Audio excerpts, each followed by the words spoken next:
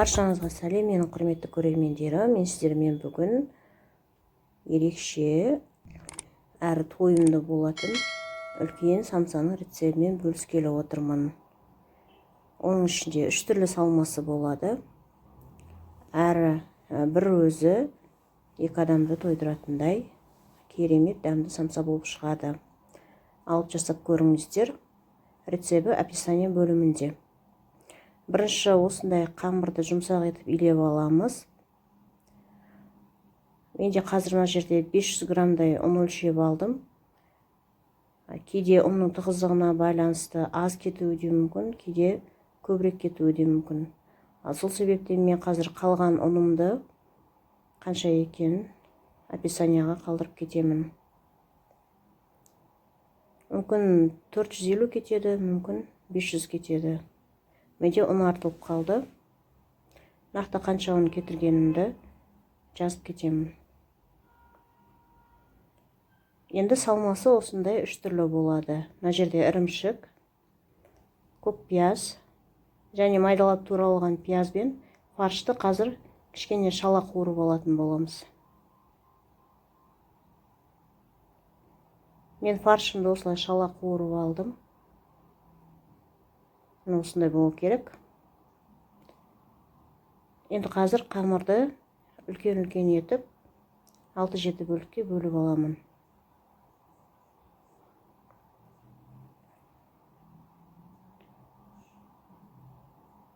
Өздеріңіз қалағанша үлкендігінің көлемін қандай етіп бөлсеңіздер де бола береді.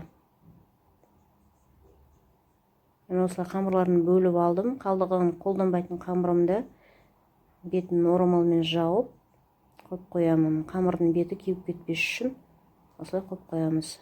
Енді қазір мынау қамырды өте жұқа етіп жайып алған соң, бір шетін осылай пышақпен кесіп аламыз дағыны. Қалған бөлігін кез келген сушидің таяқшасы болсын, осындай кез келген қалам болсын, таяқшамен бүктейтін орнын белгілеп, осылай сызық салып шығамыз.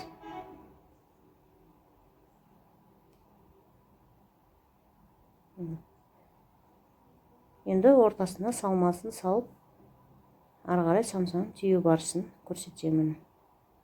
Сәл шетіне жеткізбей осылай саламыз. Қазір бүктеген кезде мынау шет жағы бізге кедергі болмас үшін осылай қоя береміз. Менің қазақша каналымды қолдап, маған пікір білдіріп, каналыма тіркеліп кетсеңіздер, сіздер үшін үлкен сауап болады. Шамалы 100 адамға жетіп қалыпты менің оқырмандарым. Енді ары қарай қолдауларыңызды сұраймын. Тіркеліп кеткен адамдар үшін үлкен рахмет. Осылай бүктеп сала бересіздер. Көк пиязды сырдың ірімшіктің үстіне салсаңыздар да бола береді. Мен жай осылай көрсетіп жатырмын. Осылай шетін жақсылап әдемілеп шығып кетпес үшін өте қатты етіп бастырып шығамыз. Жұқартып осылай бастырып шығамыз. Ашық жерлердің барлығын жауып қоямыз. Осылай. Енді шанышқымен осылай шет-шетін чебурекидің шеті сияқты қамырын осылай бастырып шығамыз. Болды. Енді осылай формасын әдемілеп келістіріп, қазір бетіне жұмыртқа жағып, күнжіт сеуіп, духовкаға әдемілеп пісіріп аламын. Және де бұл жерде қамырды аса көп уақыт қоюдың қажеті жоқ. Шамалы бір 10-15 минут тұрса болды. Бірден жайып жасай беру керек. Құрамында дрожжи өзі ашытқысы бар болғандықтан, қамыр өзі піскен кезде кішкене духовканың ыстығымен көтеріліп алады. Енді осы мен өзімнің пешімнің 230 градусында пісіріп аламын.